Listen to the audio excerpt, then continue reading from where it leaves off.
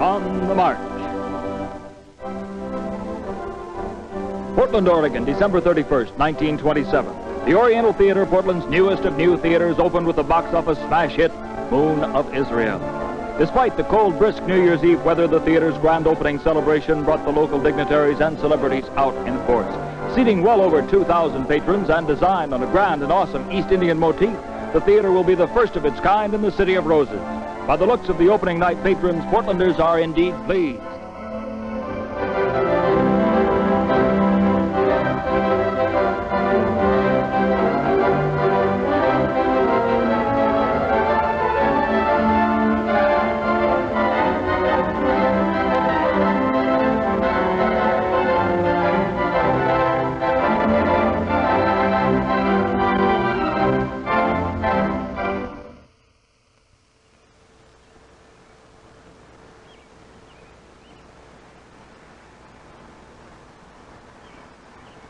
This is the Oriental Theatre.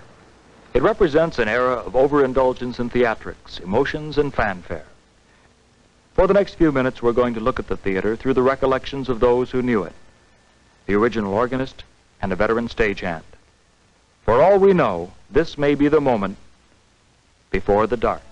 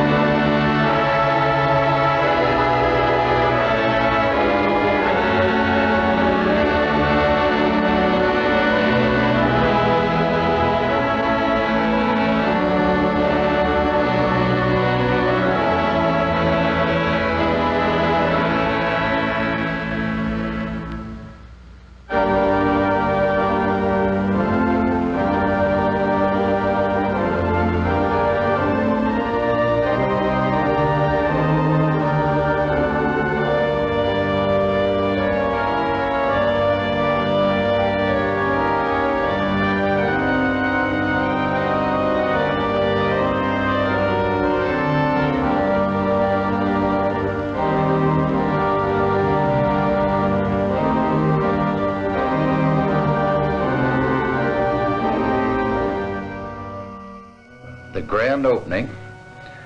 It was on a Saturday, December 31st, in 1927, and the weather began to storm, and we had a terrific wind, and we had a lineup clear around the block.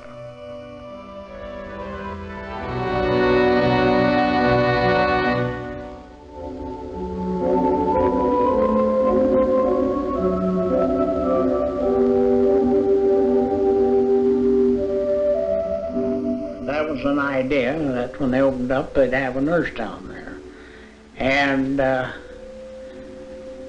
people come see the show and put their kids down there. See, they had playthings and a merry-go-round.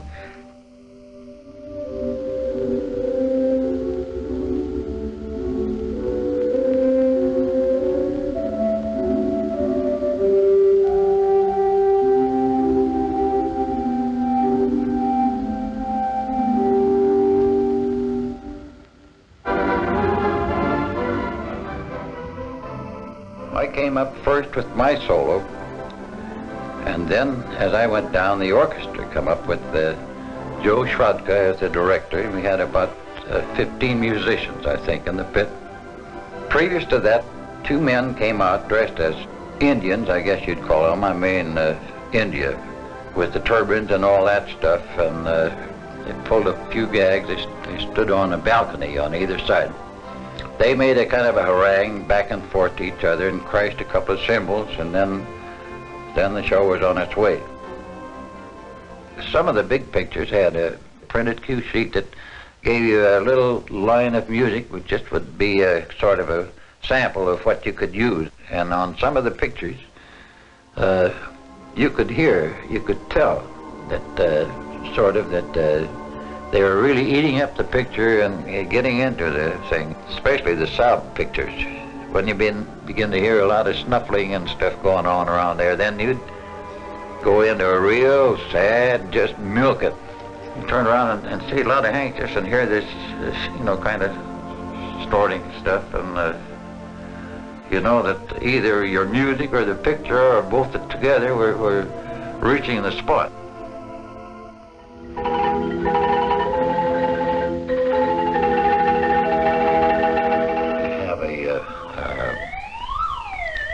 Fire engine alarm, a reiterating bell, and then you have the train whistle, and you have hoofbeats, horses, galloping, and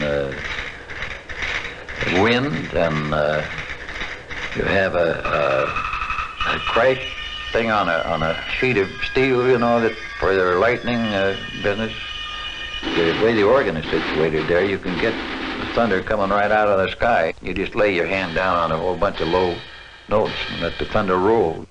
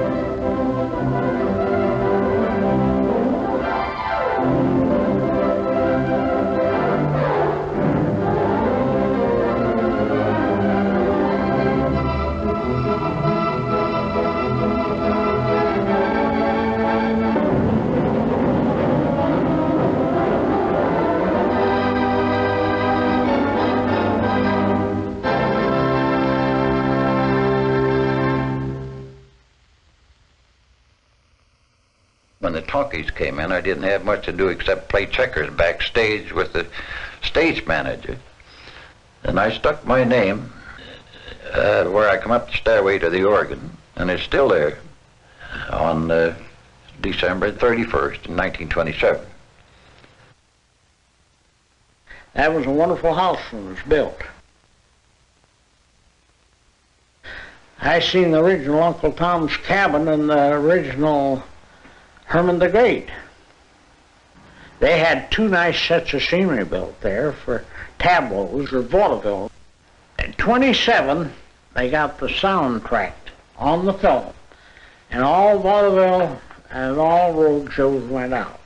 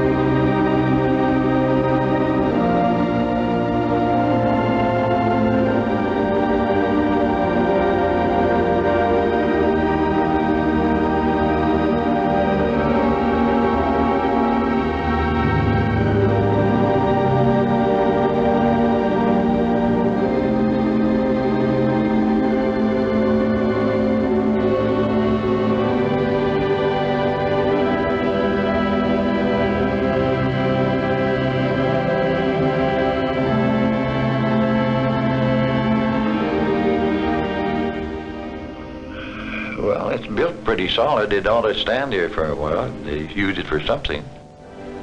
Yes, sir. I've seen a lot of funny things happen in the show business.